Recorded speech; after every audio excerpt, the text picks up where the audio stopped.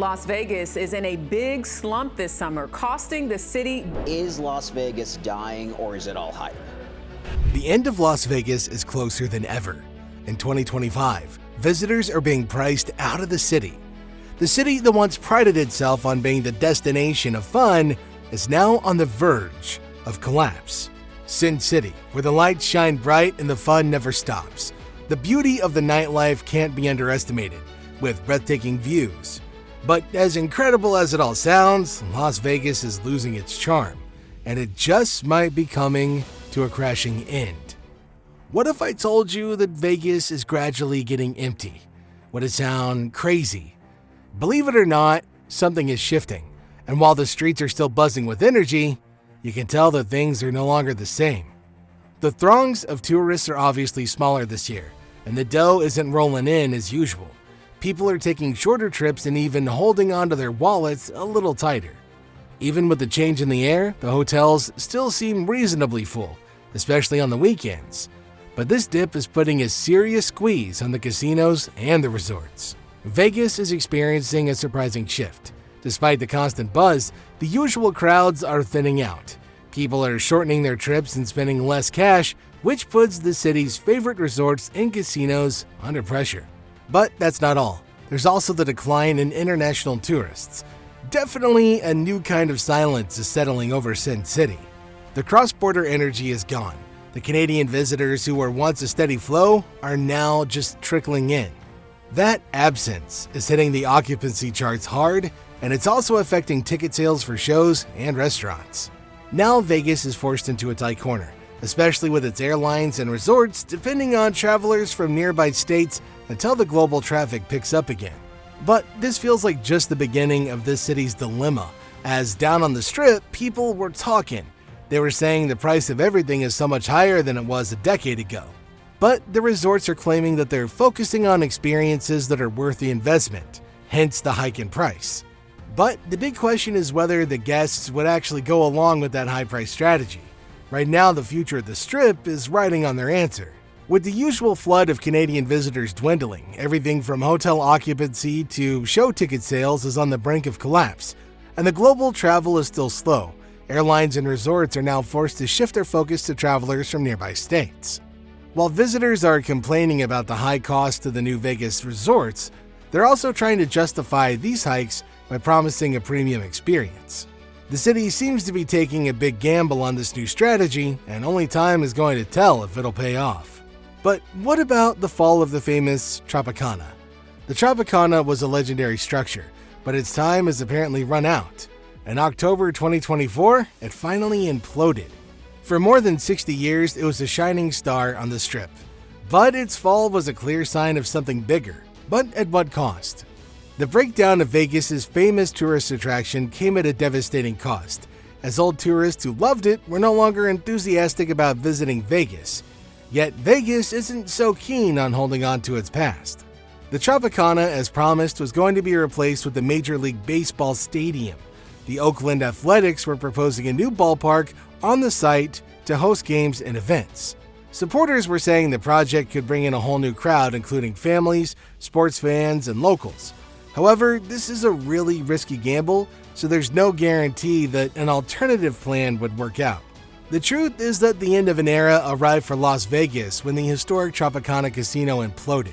The building, which had been a landmark for over 60 years, was taken down to make way for a new future, at the cost of losing oldies who came to Vegas for it. Even though this move was supposed to birth a new era, has it become a doomsday move for Vegas instead?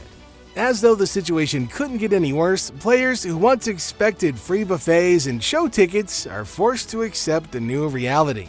The freebies are becoming harder to afford. Casinos are now recalibrating their rewards, giving deeper benefits only to the biggest and most consistent spenders.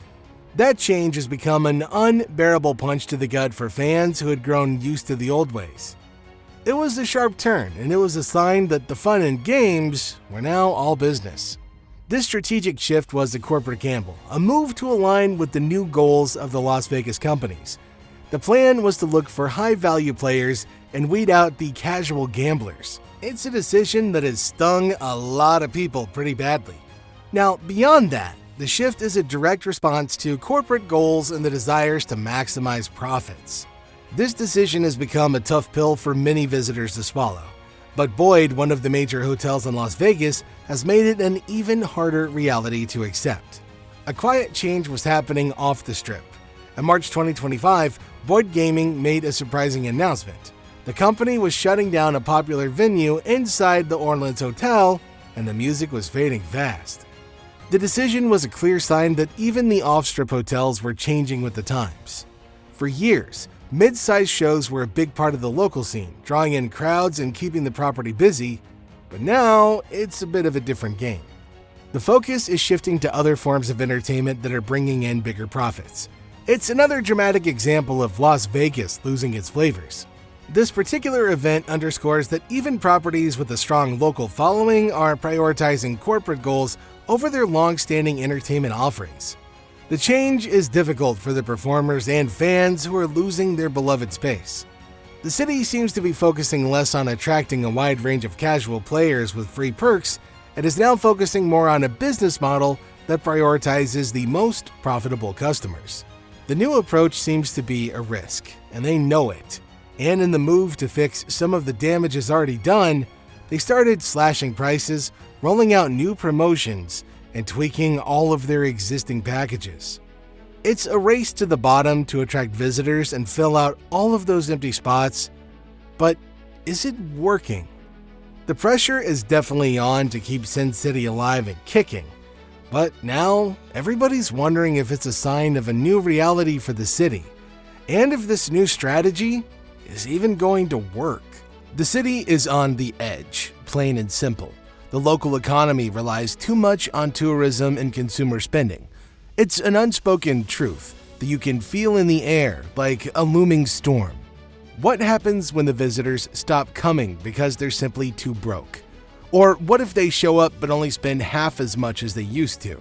The ripple effect will hit everyone, from the seasoned dealers at the tables to the hardworking servers at the restaurants and the small business owners who are just trying to keep their doors open. So, what's the solution? Vegas will need to diversify. The city must start investing in industries outside of the typical tourist traps. Think tech, think healthcare, think renewable energy, anything that can give the city a stable economic foundation that isn't tied to how much some tourist blows on the slots or a bottle service. It's time to build a new dream, one that's not just a gamble, but is a sure bet on the future of Vegas. The old ways are fading fast, and a new era of corporate-driven rewards is taking over.